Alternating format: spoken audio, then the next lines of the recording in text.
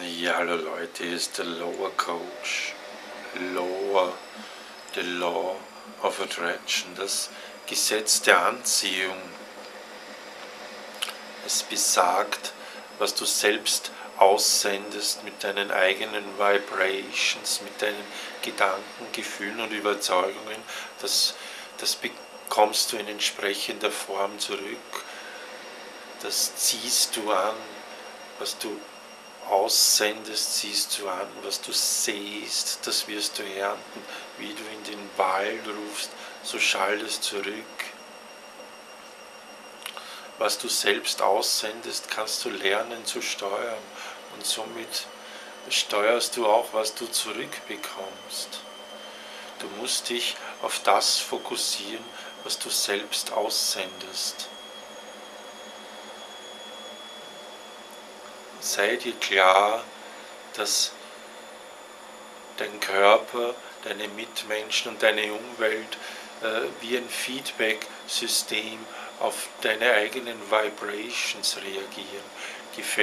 Gefällt dir nicht, wie sich dein körperlicher Zustand zeigt, gefällt dir nicht, wie die Menschen sich mit dir unterhalten, gefällt dir nicht, wie die Umwelt auf dich reagiert, dann musst du deine Überzeugungen modernifizieren.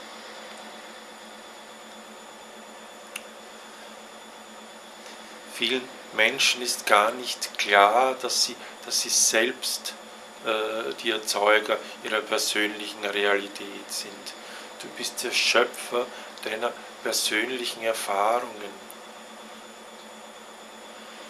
Solange du nicht akzeptierst, dass du die Erfahrungen mit deinen eigenen Vibrations einladest,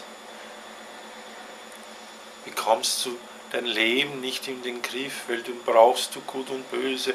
Wenn du gute Erfahrungen machst, ja, da sagst du Gott sei Dank und ich habe Glück gehabt.